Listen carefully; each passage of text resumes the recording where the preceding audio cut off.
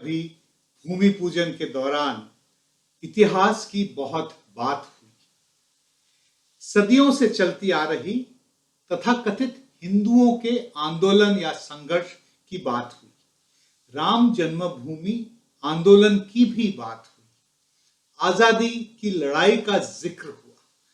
भारतीय राष्ट्रीय आंदोलन और राम मंदिर एजिटेशंस में सिमिलैरिटीज ड्रॉ करके बताई गई। कहा गया गांधी जी के इंक्लूसिव अप्रोच को संघ परिवार ने मंदिर आंदोलन में अपनाया था। कितना सही था इतिहास का ये विवरण? किस हद तक रिकंस्ट्रक्टेड या फिर पॉपुलरली हेल्ड बिलीफ के बेसिस पर ये बातें सही हैं? प्रधानमंत्री नरेंद्र मोदी इस कार्यक्रम के मुख्य अतिथि और परफॉर्मर थे। कार्यक्रम में दोहराया गया कि 500 साल बाद हिंदुओं को राम मंदिर का निर्माण करने का मौका मिल रहा है। मोदी ने अपने भाषण में कहा, टूटना और फिर उठ खड़ा होना। सदियों से चल रहे इस व्यतिक्रम से राम जन्मभूमि आज मुक्त हो गई है। सजेशन था कि राम मंदिर को कई बार ध्वस्त किया गया और फिर अगली पीढ़ी के लोग उसे बनाते रहे। तो क्या यह नैरेटिव सही है? शायद नहीं। अयोध्या में बाबरी मस्जिद बनने के बाद मंदिर कभी बनाई ही नहीं गई। हां, दिसंबर 1949 में जरूर मस्जिद के अंदर मूर्तियों को सरप्टिशियसली इंस्टॉल कर दी गई थी। मोदी जी ने टूटना और फिर उठ खड़ा होना ये बात को क्लियरली कहा और इससे इंप्लाई किया कि इन्वेडिंग आर्मीज ने बार बार राम मंदिर को डिस्ट्रॉय या डिस्ट्रक्ट किया। सुप्रीम कोर्ट ने इस मुद्दे पर डिटेल्ड स्टडी, इन्वेस्टिगेशंस और हियरिंग्स के बाद क्या कहा था इस मुद्दे पर? क्या उन 5 जजेस के जजमेंट को हम करेक्ट हिस्टोरिकल इंटरप्रिटेशन मानेंगे या किसी पार्टीजन पॉलिटिकल लीडर के बातों का यकीन करेंगे? कोर्ट ने आर्कियोलॉजिकल सर्वे ऑफ इंडिया के रिपोर्ट को एक्सेप्ट किया। कहा कि that there when remains of an underlying structure of a Hindu religious origin, symbolic of temple architecture of 12th century. परंतु ये भी कहा, this must be read contextually and with caveats. क्या थे ये caveats? Report does not provide for the reason for the destruction of the pre-existing structure, supreme court ने अपने judgement में कहा। मतलब कोई कारण नहीं बताया गया कोर्ट द्वारा मंदिर वहां क्यों नहीं थी जब मस्जिद को बनाया गया था। क्या इसे डिमोलिश की गई थी या वक्त के साथ ये खुद ब खुद ढह गया था? सेकेंडली, कोर्ट ने बताया, there is no clarity if the earlier structure was demolished for the purpose of construction of the mosque. आगे और कहा, since the ASI reports dates the underlying structure to the 12th century, there is a time gap of 4 centuries from that day and the date of the construction of the mosque. यानी कि मंदिर जब बनाई गई थी उसका जो evidence है 12th सेंचुरी और 16th सेंचुरी के बीच में ये 400 साल में क्या हुआ इसका कोई जानकारी सुप्रीम कोर्ट को नहीं मिला। मस्जिद इन प्लेस ऑफ मंदिर यानी कि मंदिर तोड़कर मस्जिद बनाए जाने की जो थियरी थी इसको सुप्रीम कोर्ट ने स्पष्ट तो किया ही, लेकिन उसके साथ साथ और बहुत बातें भी लिखी अपने जजमेंट में। आप चाहें तो इंटरनेट में इसको इजीली एक्सेस करके पेज नंबर 905 के बाद से पढ़ सकते हैं। क्लियरली 16th और 19th सेंचुरी के बीच के पीरियड में हिंदुओं ने मंदिर के लिए कोई आंदोलन नहीं किया। The demand to build a Ram temple in place of the Babri Masjid was first articulated in the 1850s after the British chroniclers had put it in writing based on popular belief that a temple was demolished to build a mosque by Emperor Babur. उसके 90 साल के बाद 1949 में अयोध्या में local level पे फिर से आवाज उठने लगी कि राम जन्मभूमि हिंदुओं को मिल जानी चाहिए. इट कंक्लूडेड जब गवर्नमेंट कनाइवेंस के साथ मूर्ति को बाबरी मस्जिद के अंदर रख दी गई और उसकी पूजा अर्चना रोज शुरू हो गई.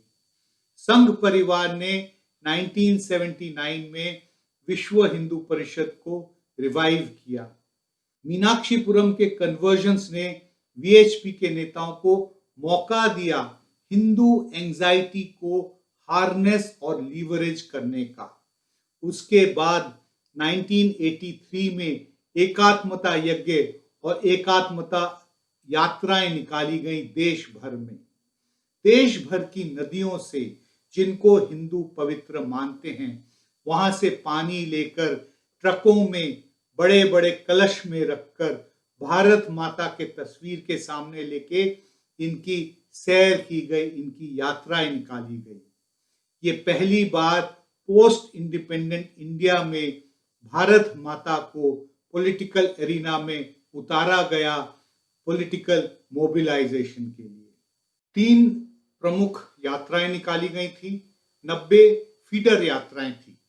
जो 3 प्रमुख यात्राएं थी, पहली काठमांडू के पशुपतिनाथ मंदिर से लेकर रामेश्वरम तक, दूसरा पूर्व में गंगा सागर से लेकर पश्चिम में सोमनाथ मंदिर तक और तीसरा हरिद्वार से लेकर रामेश्वरम तक.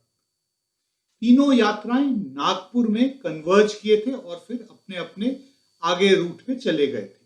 नागपुर हिंदुस्तान का सेंटर पॉइंट तो है ही, साथ ही राष्ट्रीय स्वयंसेवक संघ का हेडक्वार्टर भी है.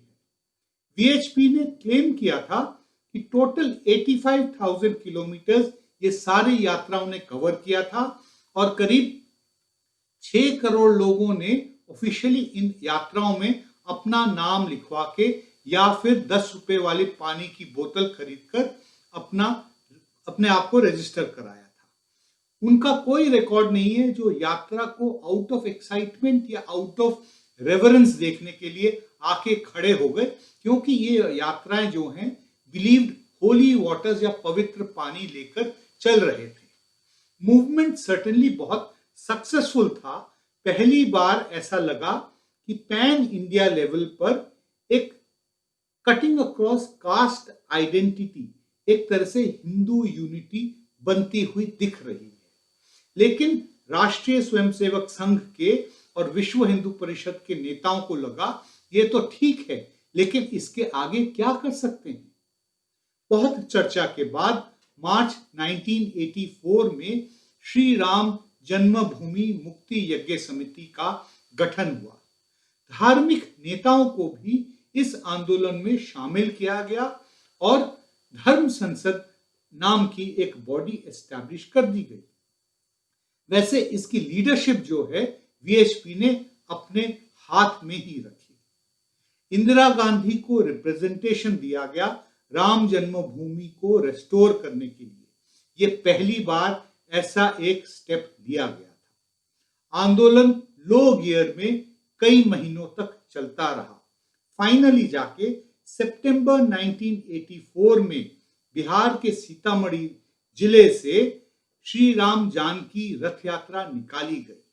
अयोध्या, लखनऊ, बिहार और यूपी के अलग अलग शहरों से गुजरते हुए जहां आम सभाएं हुई, यात्रा जो है 30 अक्टूबर को गाजियाबाद में नाइट हॉल्ट के लिए पहुंची. प्लान के मुताबिक अगले दिन सुबह सुबह गाजियाबाद से चलकर दिल्ली के बोट क्लब तक जुलूस निकालना था और फिर एक पब्लिक रैली करनी थी. उसके बाद वीएचपी को एक डेलीगेशन इंदिरा गांधी को मिलने जाना था अपना रिप्रेजेंटेशन देने के लिए. परंतु उस दिन सुबह सुबह इंदिरा गांधी की हत्या हो गई। हम सब जानते हैं कि इंदिरा गांधी के असैसिनेशन के बाद एंटी सिख वायलेंस ने पूरे देश को झंझोर के रख दिया था। लेकिन उसी के साथ साथ एक इनसिक्योरिटी की भावना पैदा हुई थी, जिसको कांग्रेस ने लोकसभा के चुनाव में पूरी तरह से हार्नेस और यूटिलाइज किया। राष्ट्रीय स्वयंसेवक संघ के बारे में भी कहा जाता है कि काफी हद तक उनका काडर जो है कांग्रेस की तरफ उस चुनाव में टिल्ट कर गया था। इसी वजह से कांग्रेस ने अनप्रेसिडेंटेड, अभी तक किसी पार्टी ने उसको सरपास नहीं किया, 400 से ज्यादा लोकसभा के सीटें जीती। एक साल में कई और ड्रामेटिक डेवलपमेंट्स हुए। वीएचपी ने फाइनली जाके बाय द एंड ऑफ 1985 धीरे धीरे करके राम जन्मभूमि के आंदोलन को फिर से रिवाइव करने की प्रोसेस को शुरू कर दिया। पहली कामयाबी मिली 1 फरवरी 1986 को, जब एक फैजाबाद के कोर्ट ने ऑर्डर दिया कि बाबरी मस्जिद का ताला खोल दिया जाए और वहां पे हिंदू श्रद्धालुओं को रामलला की मूर्ति को जाके उनका दर्शन करने के लिए उनको अलाउ किया जाए। 1986 के बाद से, बाबरी मस्जिद का ताला खुलने के बाद से वीएचपी का एजिटेशन एक तरफ तो चलता रहा और उसी के साथ साथ इस मुद्दे पर काफी कम्युनल राइट्स देश भर में भड़के। मुस्लिम्स को मस्जिद की मांग थी कि हमारे कम्युनिटी को मस्जिद लौटाई जाए। विश्व हिंदू परिषद मांग कर रही थी कि ये मस्जिद को हटाकर हमको मंदिर बनाने का अवसर मिलना चाहिए। कहा जाता था, उस समय उनका नारा था, इस कलंक को मिटाना है। विश्व हिंदू परिषद और संघ परिवार के बाकी गुटों का मेन कैंपेन पॉइंट था कि मिडिवल इंडिया की स्लेवरी को मिटाना है। शुरुआत में राम मंदिर के डिमांड को ज्यादा सपोर्ट नहीं मिला, लेकिन innovative campaigns, multi prong strategies और इमोशंस के साथ खिलवाड़ करने की वजह से धीरे धीरे बहुत ही प्लान तरीके से विश्व हिंदू परिषद, आरएसएस के बाकी संगठनों का सपोर्ट बढ़ता गया और राम जन्मभूमि धीरे धीरे बढ़ने लगा। लेकिन मूवमेंट के सपोर्ट में जो क्वांटम जंप का पीरियड था वो 1988 और 1989 के बीच का पीरियड था। एक तरफ तो राजीव गांधी की सरकार करप्शन चार्जेस की वजह से डिस्क्रेडिट हो रही थी और उसकी पॉपुलैरिटी गिर रही थी, वहीं दूसरे तरफ संघ परिवार ने अलग अलग लेवल्स पर एक्टिविटीज शुरू कर दी। आरएसएस के संस्थापक केशव बलिराम हेडगेवार का जन्म शताब्दी अप्रैल 1989 में ड्यू था। संगठन के नेताओं ने इस ओकेजन में ये तय किया कि उनको केंद्र में रखकर 1988 से लेके 89 के बीच में एक राष्ट्रव्यापी कैंपेन चलाएंगे, जिससे वो हिंदू आइडेंटिटी को रीइंफोर्स कर सकेंगे। एक कैंपेन चलाया जिसका सेंट्रल स्लोगन था, गर्व से कहो हम हिंदू हैं। मतलब हिंदू अपने आप को गर्वान्वित नहीं महसूस करता है, because he is a Hindu. 1 फरवरी 1989 को इलाहाबाद में कुंभ मेला के दौरान धर्म संसद कन्वीन किया गया। इसमें 2 मेजर फैसले लिए गए। पहला कि 9 नवंबर 1989 को जब लोकसभा इलेक्शन बिल्कुल अपने चरम पर होगी, उस समय अयोध्या में शिलान्यास का कार्यक्रम किया जाएगा। ये एक रिलीजियो पॉलिटिकल इवेंट था। इसको पहली बार इस लेवल का प्रोग्राम कंसीव किया गया था और पूरे देश भर में इसके लिए मोबिलाइजेशन ड्राइव होना था। शिलान्यास में लोगों को मोबिलाइज करने के लिए ताकि वो अयोध्या जाएं। हालांकि कोई बहुत ज्यादा मेहनत करने की आवश्यकता नहीं थी, क्योंकि ये दिन जो है एक मेजर फेस्टिवल देवउत्थान एकादशी का है और उसमें ऐसे भी अयोध्या में बहुत श्रद्धालु आते हैं, लेकिन उसके लिए शिलान्यास के लिए तब भी एक और कार्यक्रम का प्लानिंग की गई। दूसरा था रामशिला पूजन और रामशिला यात्राएं। इनमें श्री राम लिखे हुए ईंटें बनवाई गई देश भर में। अलग अलग गांव और शहरों में इनको पहले बांटा गया और फिर वहां पे पूजा की गई, जिसको रामशिला पूजन इस रिचुअल का नाम दिया गया। उसके बाद इन ईंटों को यात्राओं में निकाला गया, गांव से, शहरों से, और इनको कलेक्टिंग पॉइंट में रखा गया और वहां से ये ट्रक्स में धीरे धीरे करके अयोध्या लाए गए। इस पीरियड में हिंदुस्तान भर में बहुत कम्युनल राइट्स हुए, क्योंकि यात्राएं जो हैं, यात्रा करने वाले जो हैं, विश्व हिंदू परिषद के एक्टिविस्ट ये डिमांड करते थे कि ये मुस्लिम लोकेलिटीज में से गुजर के निकालें। या तो प्रोवोकेशन इस साइड से होता था या उस साइड से, और अल्टीमेटली राइट में इनोसेंट लोग मारे जाते थे। अनुमान है कि देश भर में लगभग 3 लाख जगहों पर रामशिला पूजन का कार्यक्रम हुआ था। An estimated 11 crore people participated in these. जैसे एकात्मता यज्ञ में हुआ था, शिला यात्राओं को भी दूर से देखने वाले अनगिनत थे। इस कार्यक्रम के वजह से राम जन्मभूमि आंदोलन ने एक मास मूवमेंट का कैरेक्टर पहली बार इस प्रोसेस में लिया। This happened simply by giving people a sense of participation, a sense that they were participating in something immense and historically significant. इनको इस सेंस ऑफ पार्टिसिपेशन पाने के लिए अपने शहर या अपने गांव से या अपने घर से कहीं जाने की जरूरत नहीं थी। अपने आप को किसी भी तरह के खतरे या जोखिम में डालने की जरूरत नहीं थी।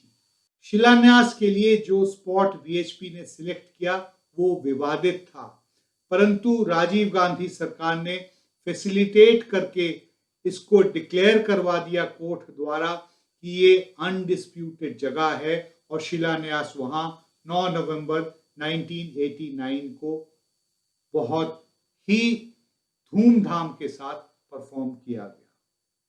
शिलान्यास जिस स्पॉट पे किया गया था वो दरअसल एक मुस्लिम ग्रेवयार्ड था, जहां पे उनको दफनाया गया था जो लोग 1850s के क्लैशेस में मारे गए थे। शिलान्यास के समय इन ह्यूमन बोन्स को निकाला गया था और उससे विश्व हिंदू परिषद के कार्यकर्ताओं ने तांडव किया था। आप अगर इंटरनेट में ये तस्वीरें ढूंढेंगे तो आपको आराम से मिल जाएंगे। फरवरी में शिलान्यास के अनाउंसमेंट और नवंबर में शिलान्यास का परफॉर्मेंस, उसके बीच में एक बहुत अहम फैसला जून 1989 में हुआ था। उस समय बीजेपी ने अपने Palampur session of national executive में पहली बार अयोध्या आंदोलन या राम मंदिर के मुद्दे को अपने पॉलिटिकल डिमांड लिस्ट में इंक्लूड किया था। इस मल्टी प्रोंग्ड अप्रोच की वजह से एक हिंदू इलेक्टोरल कॉन्स्टिट्यूएंसी खड़ी हो गई थी। बीजेपी का जनता दल और बाकी पॉलिटिकल पार्टीज के साथ अलायंस की वजह से नवंबर दिसंबर 1989 के इलेक्शंस के बाद जो रिजल्ट आया वो बहुत ही ड्रामेटिक था। बीजेपी ने 85 या फिर 85 सीट्स जीते। पिछले लोकसभा में उनके पास मात्र 2 सीटें थी। उनके फॉर्मर प्रेसिडेंट अटल बिहारी वाजपेयी 1984 में हार गए थे। वे ग्वालियर से हारे थे, माधवराव सिंधिया से हारे थे, जिनके बेटे ज्योतिरादित्य सिंधिया कई सालों तक कांग्रेस में रहने के बाद अब जाके बीजेपी में ज्वाइन कर लिए हैं।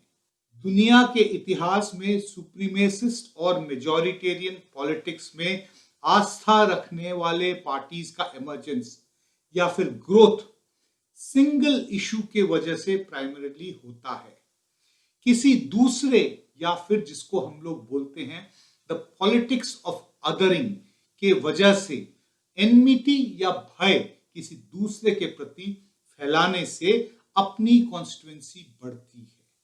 बीजेपी की कामयाबी है किस तरह से शिलान्यास के बाद हमें पता है कि पॉलिटिक्स में कई सारे फेरबदल आते रहे, लेकिन वो अपने हिंदू नेशनलिस्टिक एजेंडा में अडिग रहे।